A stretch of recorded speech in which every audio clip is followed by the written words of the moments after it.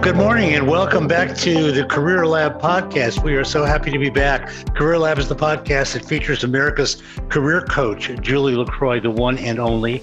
And I'm Joel Siegel. I'm a business coach as well, and I'm here to help move things along and keep the energy and the excitement level going. You know, we haven't been on the air for a little while. Life takes a lot of circumstantial turns, and now we are so happy to be back for 2022. Julie, it's great to see you, and you're looking as magnificent as ever.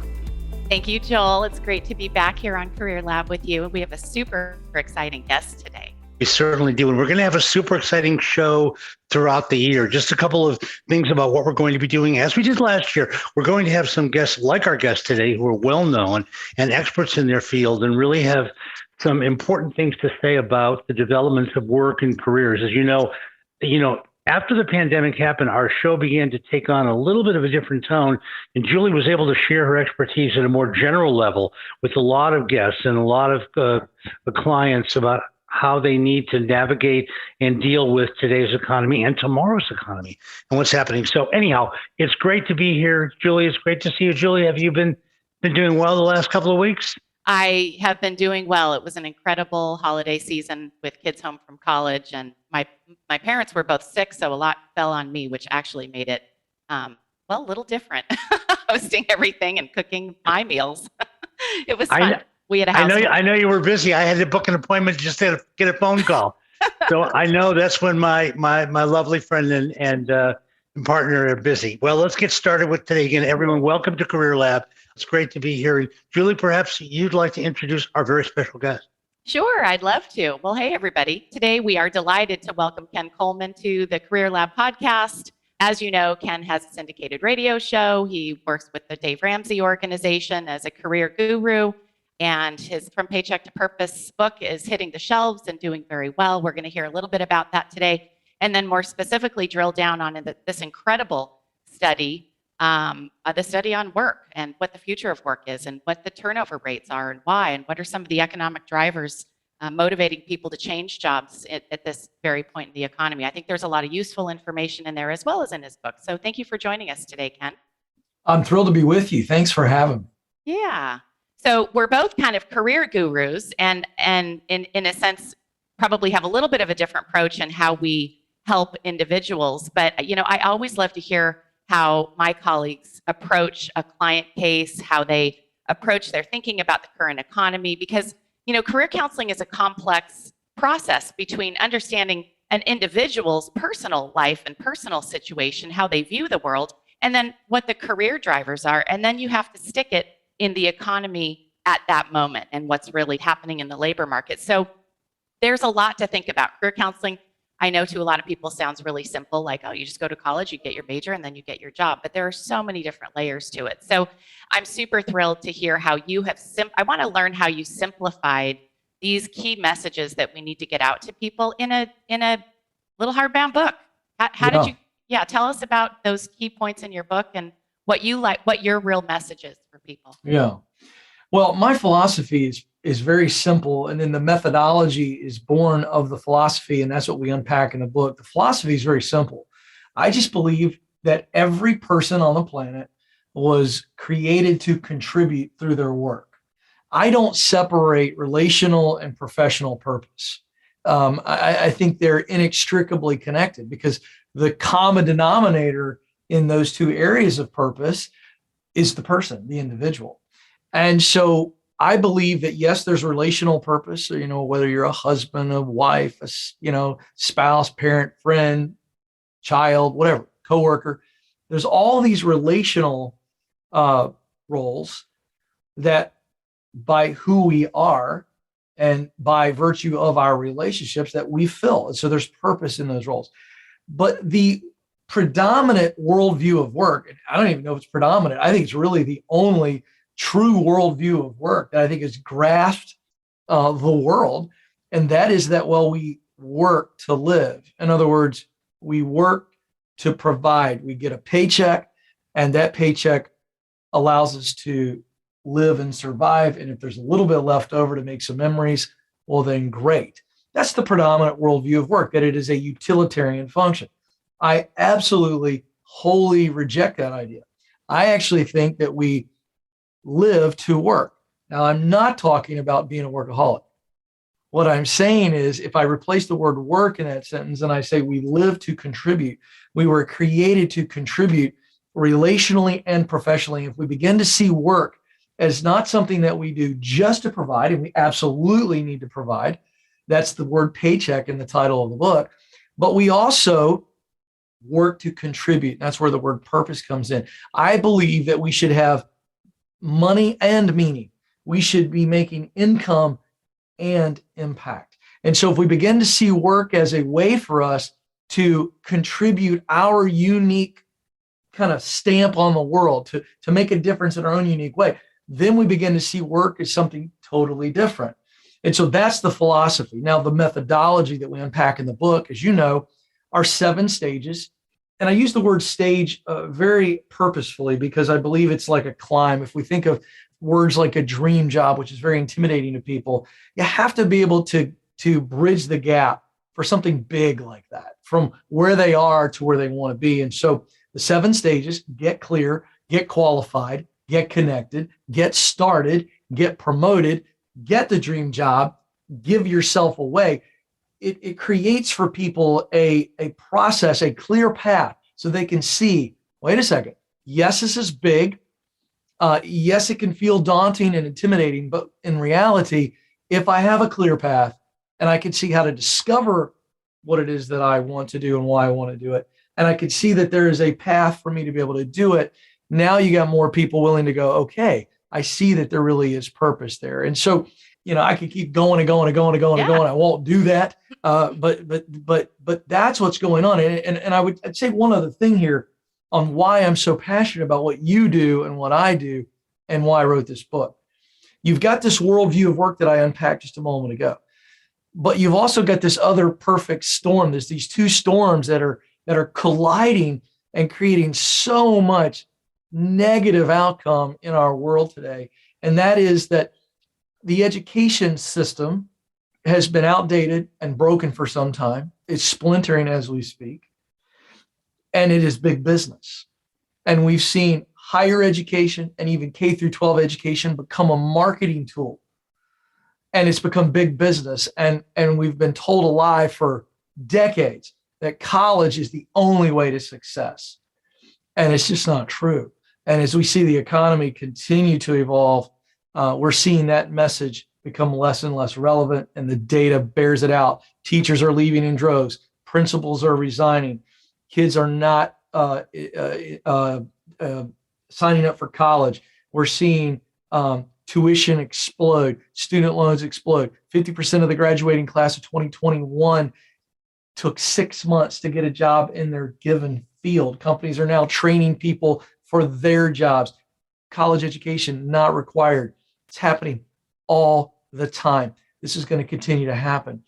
And we've got a system of education that from the time a kid enters kindergarten to the time they finish college, they've been programmed to become test takers, not pathfinders. And it is beating the curiosity out of us. And I'm getting people calling in the Ken Coleman Show, and Julie, you're coaching people, and you and I are pulling them out of the river. But I want to get way upstream and keep people from falling in this unfortunate path of wandering instead of wondering who they are, what they were created to do, and all the different ways that they can do that. So that's a really long-winded answer, but that's why I do what I do. And that's my philosophy and methodology for helping people discover and do.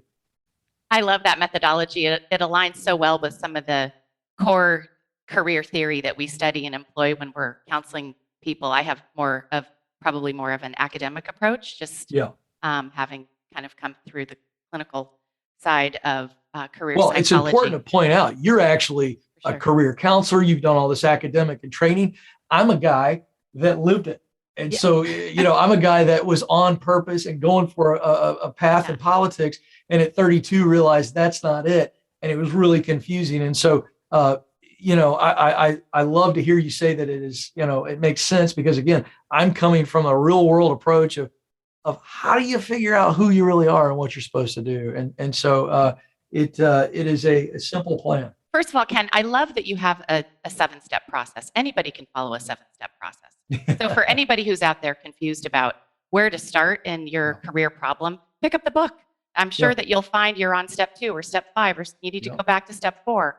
So I'm sure there are some simple forward progress making tips in there that make a lot of sense. You're definitely tracking with a lot of the developmental theories that we employ in career counseling. Tell us where somebody would start in your book if they were unsure of kind of that exploration that you're alluding to. Like, I don't really know. The school system has just tracked me to college. Maybe I have other interests. What might they be? What step might that represent in your book, Ken? And what are the basic pieces of advice that you would give your reader? Yeah. So it's stage 1. We got to, even if you may find after you go back to stage 1 and we get clear. So get clear. Clarity, clarity, clarity. Clarity is a superpower. I literally have an entire chapter entitled Clarity is Your Superpower. Anybody who's dealing with confusion, don't move forward, retreat back to clarity. And so in Get Clear, there are 3 fundamental elements of who you are. And I've entitled them talent, passion, and mission. This is all super common sense. Yeah. Talent is what you do best.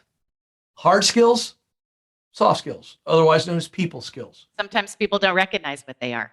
Well, we overlook them. Yeah. It's like we wonder about things and we get way out here. We wonder about the moon and the stars and the great philosophers, and we don't wonder about ourselves. What has always come easy to me? What have people complimented me on? And I've been largely unaware that, wait a second, I'm just flat out good at this. So we start with talent, what you do best. The second element is passion. Now, I define passion as work you love. Interestingly enough, the reason I chose this word passion is because in the personal growth world that I'm in, we have people going on Instagram and saying stupid stuff like, don't follow your passion. Well, that's an incomplete message. I agree, don't follow your passion, but we don't poo-poo and throw passion out, as well, we shouldn't pay attention to it. Wait a second. Passion speaks to heart. Actually, the Latin, if you look at the German root word and the Latin root word of passion, it's pati. I love the Latin, P-A-T-I. And what's interesting as you dive into it, you find that the usage of the root word, what we now use as passion, was not romantic or sexual in nature. It meant to suffer. And I got to tell you something, the great entrepreneurs, the great champions in business, the great champions in sports, they suffered failure. They suffered hours in the gym. They suffered injuries and they kept going. I think it's a beautiful, beautiful thing when we understand the usage of the word passion. It means that I am willing to suffer whatever, failure, waiting, whatever, criticism, rejection. Hello, does this sound like it's hitting anybody? I'm willing to suffer through that in order to do it. I love the work that much. So I call passion this is work that you love. You think about this work, you get excited, you engage in this work, and time seems to stand still. The third element is mission. Speaking of what I mentioned earlier, that every human being, you don't have to teach a human being to lay awake at night or behind the wheel of a car or in the shower. At some point, every human being begins to wonder, why am I here? What should I do in my life? Why is it that we don't have to teach a human that? Because I believe we are spirits, we are souls, and we want to contribute and make a difference. So mission speaks to, what are the results that matter deeply to me? This is where work gets extremely personal and connects to your values. Who are the people that you really want to help? What problem or desire do they have? What are the solutions to that problem or desire that they have? And this is where we begin to see, this result makes me come alive. Now watch. So we get clear in stage 1 on those 3 elements, and then we watch them come together. Everyone's purpose can be summarized to this sentence. You were created to use what you do best, to do work you love, to produce results that matter to you. I'll say it again. You were created to use what you do best, talent, to do work you love, passion, to produce results that matter to you, mission. When those 3 are in alignment and you are fully aware, I am absolutely clear that I'm really good at this, that I really love to do this, and these results make my heart swell. Now we put them together and they become almost a blinking neon arrow pointing to the world at work where there are multiple jobs and multiple career paths. So anybody who's not sure, we want to go back to get clear, because here's where it's a superpower. clarity leads to confidence, and confidence leads to courage. You don't summon courage like a motivational poster. You don't summon courage when you need it most, just out of thin air. In those moments of great fear and doubt, we are reminded of what we're clear of. That clarity gives us confidence to step forward into the fear, into the doubt. And this is when courage shows up. So clarity breeds confidence, and confidence breeds courage to accept who you are, to be who you are, and to chase that heart. That the heart is what's leading us. So, Ken, let me ask you if I could just jump in here for a minute, Julie, because I wanted to talk about that part, the talent, passion, and mission, from your book. Because in my work, I agree with you completely. I think it's beautifully formulated. Yes. But and with a lot of the people I work with, they're really struggling to get to that place. And it's not an easy lift for them. And many people, in fact, the majority of the people in this world whose jobs they have do not conform to those requirements. They never get there. They never get to that place. And in the work study that you also shared with us, a very important one from Ramsey, we could see that one of the main takeaways from the work study was how difficult people are finding it with their career direction. All the findings of the study suggested that career direction is very difficult. And in my work with a lot of people, that's one of the first things that comes up is that your formulation, so beautifully written, talent, passion, and mission, is something that a lot of people are struggling with. So I wonder why that is. If it, seems like as a model that it is pretty clear, and I think we'd all probably agree with it, and it's beautifully put together, we still have a lot of people who are a long way from that. Yeah. Well, I think there's two primary reasons. I think you're absolutely right. And this is why I do what I do. It's why you all do what you do. And it's a big fight we're up against. So we've got a systemic issue, and then we've got an emotional issue. I touched on the systemic issue earlier. I'll dive into that in a second because I'm about ready to preach and make some people uncomfortable. So I'll save that one for a second. The emotional issue is really what Julie spoke to earlier. Like, this is the counseling part. I've had people call into my show. You all have sat knee to knee with adults who are very accomplished and very talented. We can see it. They can't see it. And there is an emotional blocker on them being able to see who they really are, to see themselves as we see them, as the world sees them, the people that do life with them. So there's an emotional issue there. So give you an example. I'll have people call in on the show and start off the call going, Ken, I'm totally confused. I have no idea what I'm good at. And I got to be careful not to chuckle because A, I've taken almost 5,000 calls live on the air, so I know where this is going.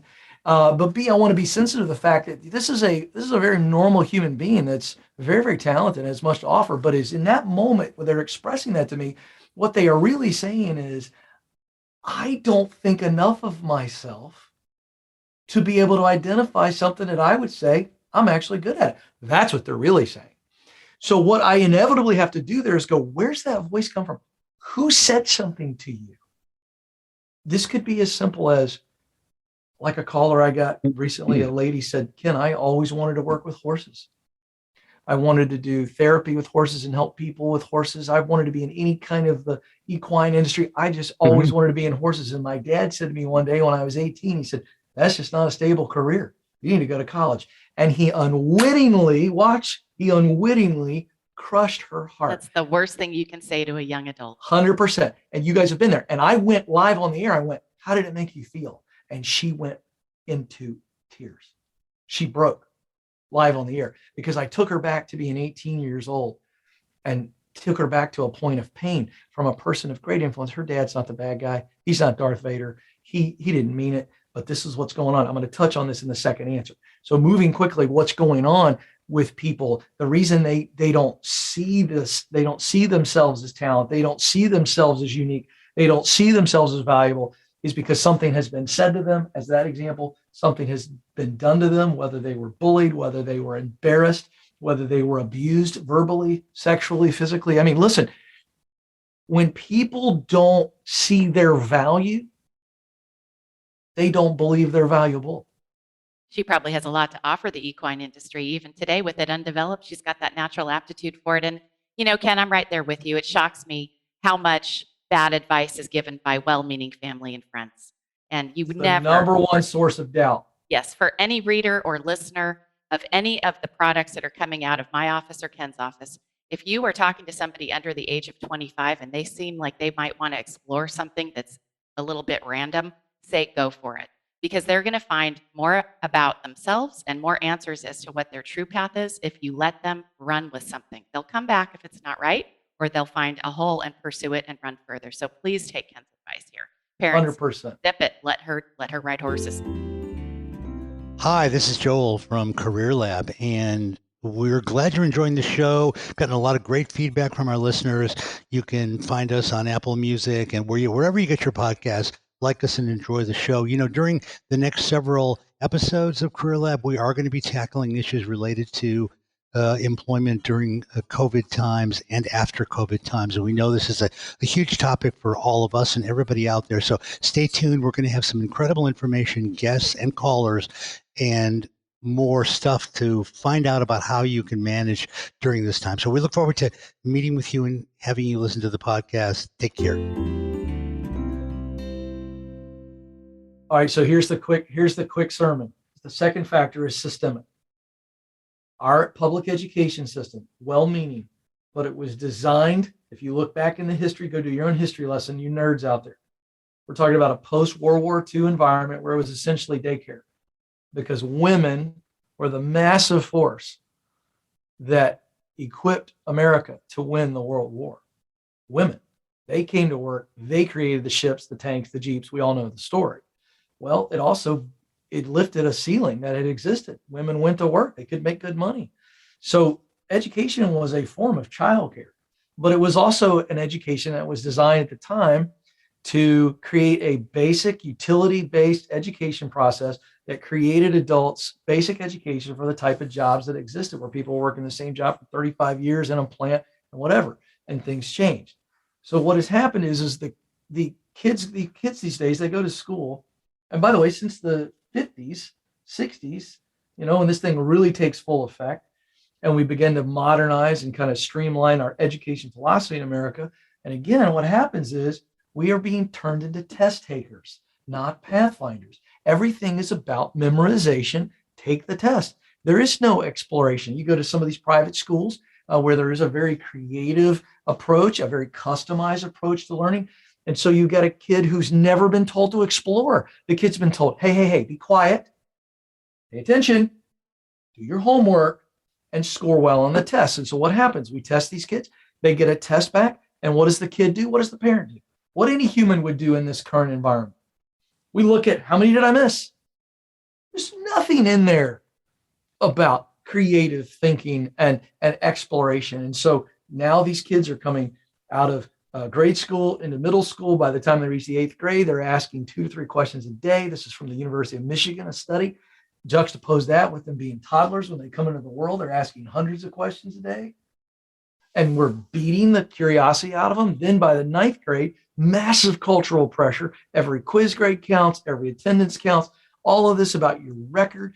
And then you're taking pre-SAT, pre-ACT in the 9th, 10th, 11th grade. Pressure. Public schools, teachers under pressure, standardized tests, all this crap. And you get these kids that are stressed out, over anxiety induced, to try to figure out what their college choice is going to be and their major. And they're 18, and the human brain doesn't finish developing for women until 23. They say for dudes it's 25. I'm not sure I believe that. I think it's much later. 35. I agree. I'm not sure I'm done yet, and I'm 47. So all that said, wait a second. Does that make sense to anybody? And so, what are we doing? And we're pushing kids into degrees they don't want, that they can't use, that they can't afford. They get into the job world, and they call my show at 35 broken, confused. It's just, got to stop this nonsense. There are a lot of different perspectives on the education system. Actually, I think my view would be in a little bit different than yours about what is offered and what's being stressed in schools. I think that the Reagan administration made a legislative change across the country to kind of eliminate technical training as a mandate in schools. And then the Clinton administration opened us all up for college, which, the 4-year, which you alluded to. And we're seeing the repercussions of that now, where the economy kind of needs to double back a little bit now that we have advanced manufacturing and all sorts of different things going on that require skilled trades. So yes, there are some structural changes, I would agree, and how to maximize the opportunities that are available to us is sometimes a mystery. And so I will agree with you on that. I think we're getting to be close on time. Ken, I'm going to let Joel take it from here, but I think we have a few questions about your study. It'd be interesting to hear just some key points about this great resignation that you allude to and kind of what the sentiment is of workers, and then maybe a hopeful message for our listeners, because there is a lot of hope out there, everybody. There is. I have answers. Ken has answers. Joel has answers. Your counselors at school have answers. Your parents probably have some, but take those with a grain of salt. Just like you wouldn't order a meal from a construction worker, you'd go to a restaurant. You want to be sure you're asking the right source. Love you, parents. Joel, take it from here, and let's get some good info from Ken. Let him share some of the key points on his study. Sure. Yeah. I mean, I was looking at this study quite extensively, and I thought, frankly, it's one of the best studies that I have seen recently that sum up the demographic experience of people about work, about direction, about working from home, many of the things that us as professionals deal with every day.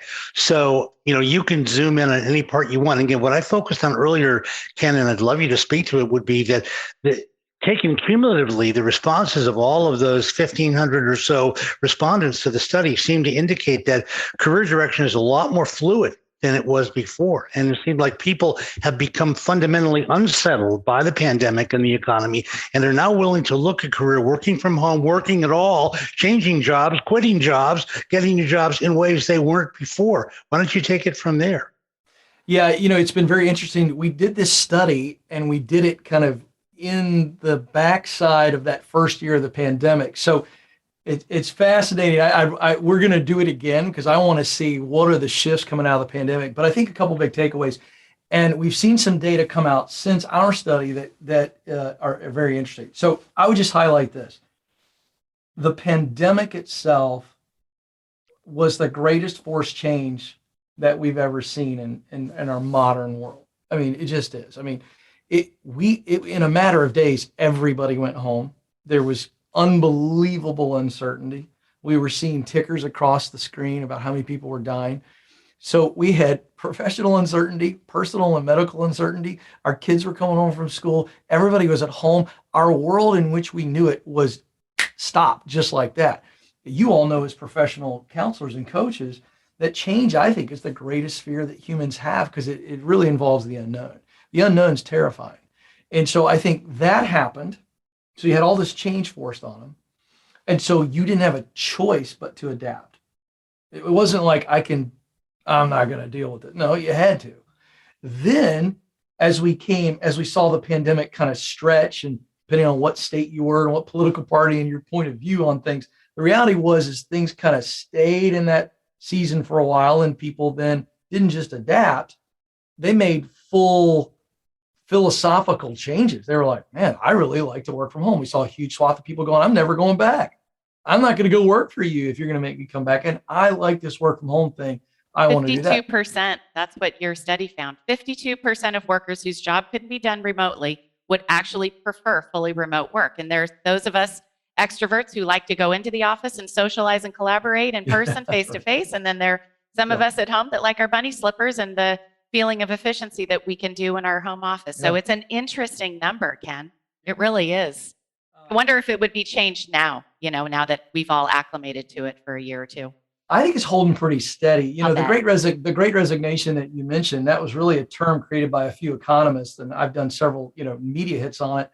And basically what we've seen from the month of August 2021 to, I believe, December numbers are included in this. We had records set every month. August was like 4.2 million people quit. Then it was like 4.3, kept going. So bottom line is we're approaching 20 million people quit in the back half of 2021. There's two factors there. One, they quit because it was a buyer's market, right? We had a lot of people not return. So companies were trying to fill gaps. The pay raise that Target led with, Amazon, Walmart, $15 an hour, that just changed everything. So companies started paying more. So people were like, hey, I can go over here do the same basic job and get a 15 to 18 to 20% raise. That was one massive thing. The second thing that's come out recently that we saw, it's not in my study, but it speaks to why everything's so fluid and what we're seeing in that study. And that's a lot of people decided to start their own business. They took a lot of that stimulus money they saved, and they decided not to go back, but to start their own business. We're seeing a huge entrepreneurial burst right now. And I think a year from now, we're going to see those numbers be unbelievably historic, where people are like, I'm not going to go back and work at the restaurant or work at the hotel. I'm going to go work for myself. That's the big gap. Well, let me pull the lens out, because I know you got to leave, Ken, and are so grateful to having you as a guest. I mean, when we think about this more globally for a minute, and I think we could all agree with this, one thing you've highlighted that's been really, really useful, and I want to make sure all of our listeners hear this, is that yes, change is terrifying for everyone, but once you do start to accept change, incredible things can happen, as you've just pointed out. Once people were forced to change by the external circumstances, a lot of things have happened that are good for people, that are good for their lives and their careers. And what a beautiful thing to come out of a terrible tragedy that we experienced. Well, Ken, listen, it's been great having you on the show. We're proud of your latest book. It's really, really good. From Paycheck to Purpose. It's available everywhere. I know you have a radio show, so you're on. What is your show on most outlets as a podcast? Where do you find you? Yeah, so we're about 75 stations across the country, but we're on Sirius XM live every day on channel 132, the business channel. And then we are podcasting that show each day. And then, of course, we're live on YouTube. So 1 Eastern time on Sirius XM and on YouTube. And of course, daily we have the podcast. It's the Ken Coleman Show. It's been just a great honor and pleasure having you and watching you and Julie interact. You know, 2 power career coaches going at it. You don't get that every day. This is entertainment at its very best. Ken, thank you very much. We're so happy to have had you on the program.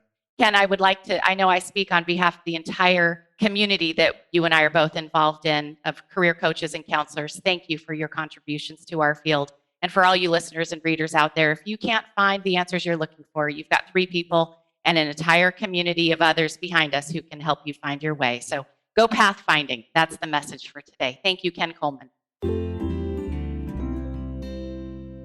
Wow, Julie. Well, that was a very exciting portion and segment of Career Lab, and I'm glad we were able to have Mr. Ken Coleman on.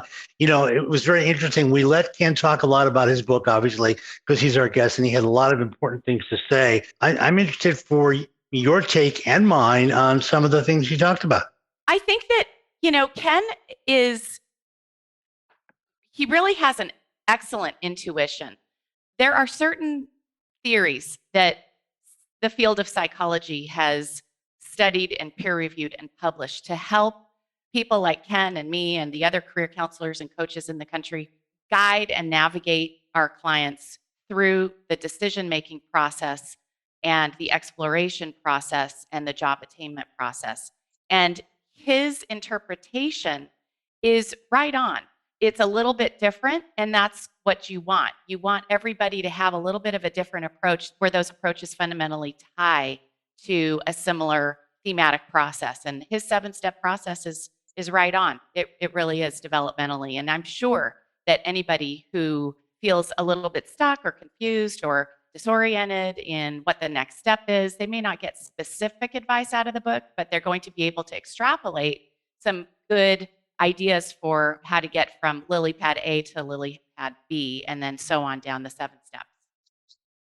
Yeah, good. I agree with you. I thought they were very helpful. Yeah. One thing that struck me during the interview was when he talked about a guest being blocked by something a family member had said or whatever, you know, and that being an inhibiting factor for her moving forward towards a career she was really passionate about. I think, you know, and again, I'm not trying to say this in a self-promotional way, but I feel like it really resonated with what we do on Career Lab. It does. Because we have done so much of that. If you go back over all of our work on Career Lab, we have talked to many, many people where, of course, that does come out. And yes. While we're not doing psychotherapy, it's not a psychology meeting, but we are able to help people kind of recognize some of those blocks. And I think you, especially, and me a little bit too, have been able to give them ways to think about it a little differently so that they can kind of move forward or possibly change their direction. And we've done a lot of that on Career Lab. So for me, listening to Ken say that that's where the rubber meets the road for him with a lot of guests was pretty validating. Absolutely. And I feel like, Joel, we should have one episode just on talking to parents and teachers who are wanting a stable future for their student or child, but some tools to resist the temptation to quash that forward motion in the exploration years between roughly the ages of 15 and 25. I have heard from so many clients throughout the years that a parent or somebody they respect or coach, teacher even, has said, you shouldn't pursue that. That won't lead to anything. And that's really truly the worst thing that you can say to an adolescent or young adult. What you want to say is go for it, try it out, see where it takes you. That's what you want to say. And to resist your own spike of anxiety, should they fail, it really has nothing to do with you. You're the advice giver. Give good advice. Don't give the advice that would be uncomfortable for you. If this person feels confidence enough to say out loud that they would like to pursue getting on a professional soccer team, let them. They know something you don't. Whoa, whoa. So let me get this straight. Are you saying, Miss America's Career Coach, that in some ways these messages are based on the anxiety of the giver and the Correct. reluctance of them to really allow themselves to feel comfortable giving a more uniquely positive message to their student, to their trainee, to their adolescent or post-adolescent child? Exactly, Joel. You have to be able to evolve. You have to be able to separate your own emotions from the advice you're giving somebody. And a lot of parents and mentors and teachers and coaches struggle with that. We all do, but it is a wonderful, wonderful personal development for us to be able to um, put our feelings aside, our fears aside, and not commingle our fears with advice that we're giving young adults. These formative years are critical in career attainment, and the last thing you want to do is, again, quash somebody's dream. It's the pursuit of the dream that brings the answers. It's not about reaching the dream. And when you quash the pursuit of the dream, you are preventing self-learning, self-knowledge, self-awareness, and you're preventing learning and knowledge and awareness about the world around you. So you have to let young adults develop both that, fully develop that sense of self and that sense of exterior knowledge. What's going on? Who's out there? What happens? You've got to let them run through it. If it's not right, they won't run far. They'll come right back. Yeah, well, that's one of the most profound analyses I've heard you do, Julie. I completely agree. What's interesting about that, to carry this one level further, of course, is that many adults who give advice, whether they're teachers, clergymen, counselors, whoever, in the way that you're describing, actually feel like that advice is given to be helpful and to help the young adult. And what's really happening, though, is it's really helping the giver to reduce their own anxiety about what might happen to a young adult who says, no, I'm just going to step out into left field and try ABC or whatever. So I think, you've hit upon a real basic truth, and that is that when giving this advice, it's important to remember the person you're giving it to and what their needs are, as well as what your needs are as a parent, as a teacher, as an advisor, and how those two sometimes are not the same and don't interact that well. Yeah, as hard as it may be, Joel, honestly, the best advice you can give a young adult when they show an interest in something, whether it's painting classes or developing a t-shirt company on the side, just say, go for it. That's all you have to say. Just say, sounds like fun, kid. Go for it. How can I help? Right, right. Be the wind beneath a young adult's wings and they'll find their path. Well, that's beautiful. Yeah, I think encouraging that kind of spirit in young adults is a critical thing, and I think this is really not an institutional dynamic; it's a human dynamic that parents, teachers, and others, all of us have, and I think we really need to work on it because it's probably many times, again, well-meaning and in some ways inadvertent, but the result still comes out to be the same. So, Yeah, and to Ken's point, it is a systemic problem. This is America. We are entrepreneurial at heart. Our nation was founded on rebellion and entrepreneurism and risk and the unknown. And that carries through in our culture today, and it carries through into our economy because we have a free economy. There is no real hard structure to it. There is an organization to the labor market, but you're free to do to pursue the pursuit of freedom. You can go any path you want. You can make a path, carve a path, take a path, borrow a path, follow a path. You can do it however you want. And in that beauty, that magnificence of choice comes fear of, where do I start? So let the kids start.